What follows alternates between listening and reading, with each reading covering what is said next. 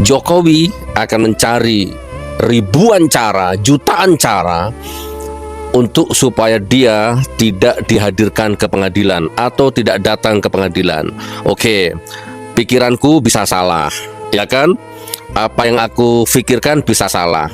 Tapi intinya, hakikat intinya, dengan dikabulkan eksepsi Dr. Tifa, maka batal semua tuduhan jaksa. Akhirnya sidang tidak dilanjutkan dan akhirnya Jokowi selamat tidak datang ke pengadilan. Kan itu intinya. Ayo, mau ngomong apa? Monggo. Kalian para pendukung penyembah, monggo. Aku gak ngurus awakmu, monggo. Ya silahkan, mau jadi termul sejati seumur hidupmu, monggo silahkan. Nah ini. Tapi intinya begitu. Oke, saya runut pelan-pelan ya. Anak negeri, Pak Roy Suryo, Dr. Tifa, ya kan? Pak Rustam Effendi, siapa lagi dulu yang sudah RJ itu. Intinya saya sebut dua nama saja, Dr. Tifa dengan Pak Roy Suryo. Ya, dua anak negeri dikriminalisasi, dilaporkan, diproses, bahkan sudah jadi tersangka, bahkan sudah wajib lapor. Bayangkan hidup orang ya disiksa sedemikian rupa, harus lapor setiap bulan, bahkan sudah digerebek, sudah ditangkap. Kurang apa? Kurang jahat bagaimana? Kurang jahat bagaimana? Kurang jahat bagaimana? Rezim terkutuk laknatullah itu 10 tahun yang lalu. Orang sudah ditangkap, orang sudah dicekal, ya kan? Orang sudah dikriminalisasi, sudah di BAP 1,5 meter. Tiba-tiba di tengah proses berhenti, ya kan? Dimenangkan. Harapan saya harusnya hakim menolak eksepsi itu. Supaya apa? Supaya proses terus jalan, supaya para termul dan Jokowi hadir di pengadilan. Ternyata apa yang saya pikirkan benar. Eksepsinya, jadi eksepsi itu gini loh. Jaksa itu menuntut Dr. Tifa dan Roy Suryo itu, jaksa itu menuntut kamu salah. Nah, jaksa itu dapat BAP dari polisi kan gitu ya. Dapat kasus dari polisi. Nih jaksa, nih berkas-berkasnya Dr. Tifa sama Roy Suryo nih. Pencemaran nama baik, penghinaan, apalah macam ITE, berlapis-lapis pasalnya. Nih jaksa. Nah, jaksanya percaya sama polisi, oke, kerjasama, maka terjadilah sidang itu. Nah, dengan berkas-berkas BAP itu, bekal itu, maka jaksa menuntut Dr. Tifa itu didakwa ini. Maka Dr. Tifa membela yang namanya eksepsi itu. Kalau eksepsinya Dr. Tifa ditolak, maka sidang lanjut. Wajib hukumnya Jokowi hadir. Masalahnya sekarang eksepsinya diterima, sehingga semua tuduhan jaksa batal demi hukum. Ya intinya Jokowi nggak bisa hadir dan nggak perlu hadir sudah. Silahkan kalian artikan. Saya nggak nuduh hakimnya masuk angin. Saya nggak nuduh hakimnya disuap, enggak. Ya tapi inilah permainan hukum dunia. Ya, begini sudah. Apa yang kamu harapkan? Jadi sampai detik ini ijazahnya Jokowi belum terbukti asli. Catat itu. Sampai detik ini ijazah Jokowi belum terbukti asli, belum berkekuatan hukum. Enak ya ngelaporkan orang, enak ya nyekal orang, enak ya nangkep orang. Ujung-ujungnya nggak terbukti. Astagfirullahaladzim. Kebodohan macam apa yang kamu tontonkan ini? Saya lupa.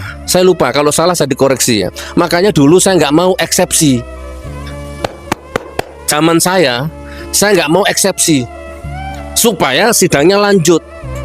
Makanya sidang saya lanjut sampai 7 bulan. Tapi apa yang terjadi? 7 bulan sidang, 7 bulan Jokowi nggak hadir. Yang datang teman sekolahnya, yang mengaku teman sekolahnya, yang datang gurunya, guru-guru SD yang sekarang. Padahal itu pengadilan itu di depan rumahnya itu, di Solo itu. Sorry, maaf ya, aku tadi teriak ya, emosi. Capek deh. Ya, mudah-mudahan kayaknya ini saya nih sebentar lagi yang nuntut ini kayaknya nih ya. Saya nuntut ini habis ini. Saya bikin laporan menyelesaikan masalah. Tapi tidak ada unsur mengajak semua orang menyelesaikan masalah. Tapi kalau gerakan tidak. Di dalam program tidak ada gerakan. Tapi di dalam gerakan ada program.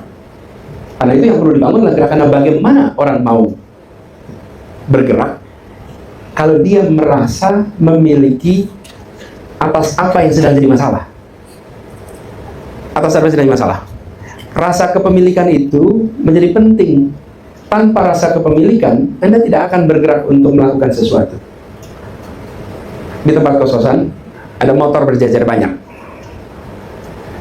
Di tempat parkiran itu, berjejer banyak. Semua motor berdebu. Ketika Anda membersihkan motor, Anda bersihkan motor Anda sendiri atau semua motor yang ada di situ? Kenapa? Iya, karena Anda merasa memiliki atas motor Anda. Yang sebelah bukan punya saya. Benar nggak teman-teman? Sehingga Anda nggak merasa perlu untuk membersihkan. Nah, di Republik ini banyak masalah. Karena itu, rasa memiliki harus jadi kesadaran. Sadarkan itu. Sehingga setiap Anda melihat sesuatu yang tidak sesuai pun, Anda mau coba bergerak. Saya beri contoh. Di sini ada Kali Ciliwung nih, dekat tempat kita nih. Itu banyak anak-anak main di tepi Kali Ciliwung. Ada jalanan, jalan inspeksi. Kenapa main di situ? Oh, ada mobil juga lalu lalang di situ. Kalau lagi anak-anak kecil main, ya, dan ada mobil lalu lalang, dan di sampingnya ada sungai, risikonya tinggi apa tidak? Tinggi. Kalau kita punya rasa memiliki, maka kita akan memandang mereka seperti adik saya sendiri. Kalau yang lagi lari-lari di situ adik Anda, kira-kira apa yang Anda kerjakan? Jangan main di sini. Risikonya besar, bukan? Bisa ketabrak mobil, bisa kecebur sungai. Tapi ketika Anda lewat dan lihat ada anak-anak, Anda tegur tidak mereka? Enggak, bukan adik saya, bukan kemenakan saya, bukan apa-apanya saya. Sehingga, ya saya cuma lihat aja, itu anak-anak orang tuanya gimana sih, dibiarin main. Tapi kalau kita punya rasa memiliki, apa yang terjadi? Disapa. Nak, kalian jangan main di sini, main di sebelah sana aja. Nanti bisa keserempet, nanti bisa kecemplung. Betul nggak, teman-teman? Nah, jadi nomor satu, bagaimana sadari bahwa apapun yang Anda lihat di Republik ini, itu adalah bagian dari tanggung jawab moral saya. Kalau itu dimunculkan, setiap Anda ketemu masalah, maka Anda merasa, ini bagian dari tanggung jawab moral. Ini teman-teman, harus disadarkan. Supaya kemudian muncul menjadi reaksi dalam bentuk pikiran, dalam bentuk lisan, dalam bentuk perbuatan. Jadi sadarkan itu. Lalu teman-teman, bagaimana menjaga agar itu hidup? Berjumpalah dengan orang-orang yang memiliki kepedulian. Sehingga muncul interaksi. Dari interaksi itu muncul aksi. Dari aksi, maka kepedulian itu terawat. Tapi kalau Anda sendirian, lama-lama kepedulian itu akan turun. Karena itu penting sekali untuk menjaga stamina kepedulian dengan bergabung kepada komunitas yang memiliki kepedulian yang sama. Tadi kan saya juga pesan kan, coba teman-teman cari kepedulian sama supaya rasa kepemilikan atas masalah yang ada di bangsa kita itu terjaga. Lalu membicarakan tema-tema yang penting untuk bangsa kita. Nah, ini harus dimunculkan sedini mungkin, teman-teman.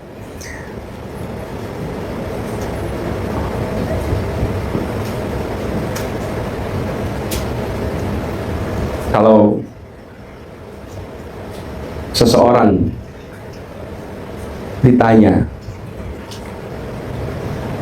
siapa Anda? Maka amat jarang kita mendengar jawaban, saya adalah warga Indonesia. Saya adalah bangsa Indonesia. Kita lakukan itu kalau kita berada di luar Indonesia. Siapa Anda? I'm Indonesian. Tapi pas berada di Indonesia, kita jarang menyebut kita sebagai bangsa Indonesia. Kita sebagai warga Indonesia. Padahal itu adalah posisi yang nggak pernah hilang. Nggak pernah hilang. Jadi, kalau seorang mahasiswa menempatkan dirinya hanya sebagai mahasiswa, maka ada begitu banyak potensi peran yang terlupakan. Nah, saya usul, kalau kita menyadarkan diri kita, saya adalah seorang ayah, ini saya ayah ini. Saya adalah seorang suami, saya adalah seorang, kakek juga. Dibilang kakek nih, lupa. Saya adalah seorang anak, saya adalah seorang paman. Itu peran yang menempel di saya. Lalu, saya adalah pembina Karang Taruna di kampung. Saya adalah warga kampung. Saya adalah warga kota. Saya aktif di yayasan A, B, C, D. Lalu jangan lupa, saya adalah warga negara Indonesia. Dan sebagai ayah, saya punya tanggung jawab moral. Sebagai warga kampung, saya punya tanggung jawab moral. Dan sebagai warga Indonesia, saya punya tanggung jawab moral. Jaga itu, tumbuhkan itu dalam bentuk komunitas. insya Allah stamina mencintai Indonesia, rasa memiliki atas bangsa akan terawat dan bisa tumbuh berkembang. Gitu ya. Bu Fatria, Ibu tadi mengatakan bahwa yang sedang terjadi ini semacam stages gitu ya, tahap-tahap menuju seperti 98. Kita tidak tahu apa yang terjadi masa depan, Bu Fatria. Kita tidak tahu. Kita bukan Khidir yang bisa membaca apa yang akan terjadi besok. Tapi bagian kita adalah ambil tanggung jawab untuk menyampaikan pandangan, memberikan masukan, memberikan koreksi atas apapun yang sedang terjadi di negeri ini. Kenapa? Karena kita tidak tahu apa yang akan terjadi di masa depan. Kita semua menginginkan agar demokrasi di Indonesia mengubah dapur rumah kita menjadi kebutuhan pangan lebih terjangkau, mengubah dompet kita sehingga karena lapangan pekerjaan target 19 juta tercapai. Loh iya, amin yang seneng, yang serius itu. Amin. Karena kalau target itu tercapai, siapa yang bersyukur? Kita semua. Kita semua bersyukur. Jadi kita menginginkan demokrasi kita bisa deliver itu semua. Nah kalau itu bisa terjadi, maka kita merasa yakin demokrasi ini bisa berkelanjutan. Halo teman, jumpa bersama saya di Politik Dangi ya. Ini sangat keren sekali teman-teman ya.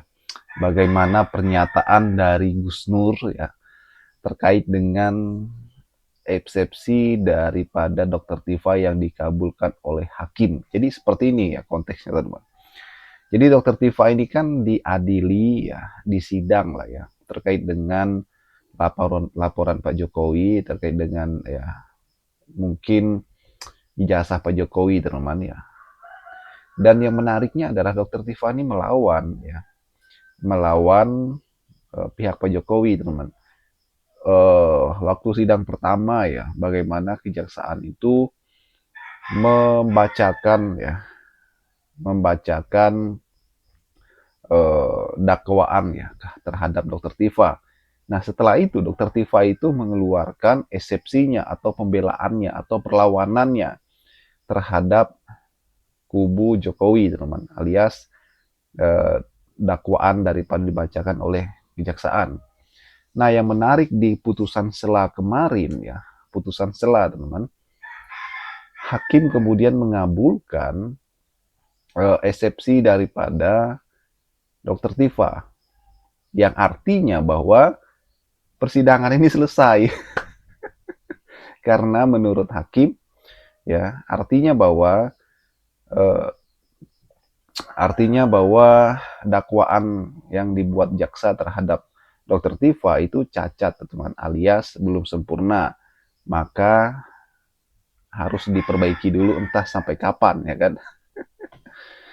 Dan artinya juga bahwa kalau kita melihat di media sosial, ya kita lihat pemberitaan, artinya tidak ada pembuktian dalam persidangan ini. Artinya ijazah Pak Jokowi tidak dihadirkan, ya, tim ahli tidak didatangkan, ya, tidak ada tanya jawab kepada Pak Jokowi, misalnya kalau beliau hadir di acara persidangan tersebut. Nah, ini yang dimaksud oleh Gus Nur, ya. Ada apa ya kan? Apakah ini ada skenarionya, ya kan?